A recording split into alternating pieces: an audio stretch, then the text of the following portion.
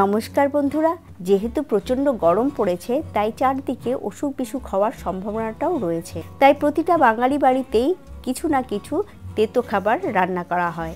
আমরা জানি নিমের প্রচুর ঔষধি গুণ রয়েছে, তাই আজ আমি নিয়ে এসেছি নিম কুমড়ো ভাজা। তবে নিম পাতা যদি একটু কুমড়ো কিংবা বেগুন দিয়ে রান্না করা যায় তাহলে নিমের তেতো অংশটা অনেকটা কমে যায়। এখানে আমি 200 গ্রাম কুমড়ো চৌকো করে কেটে নিয়েছি আর নিম পাতা ভালো করে ধুয়ে বোটা থেকে আলাদা করে নিয়েছি। এরপর 1 চামচ সর্ষের তেল কড়াতে গরম করে নিয়ে নিম পাতাগুলো ছেড়ে দেব আর নুন ছিটিয়ে দিয়ে মিডিয়াম আঁচে মচমচে করে ভেজে নেব। নিম পাতা ভাজা মুচমুচে হলে খেতে ভালো লাগে।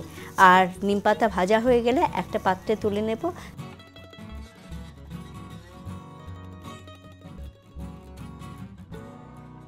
তারপর কড়াতে আর যদি তেলের প্রয়োজন হয় তাহলে আরও 1 চামচ তেল গরম করে ফেলবো আর ফোড়নে দেব শুধু কালো জিরে। কালো জিরে ফুটে উঠলে ছেড়ে দেব চৌকো করে কাটা কুমড়োর টুকরোগুলো আর তার সাথে ছড়িয়ে দেব নুন। আর নুনটা ভালো করে মিশিয়ে নিয়ে কড়াটা ঢেকে দেব। কুমড়োগুলো নরম হতে 15 মিনিটের মতো সময় লাগবে। এরপর ঢাকা খুলে হলুদ ছড়িয়ে দেব।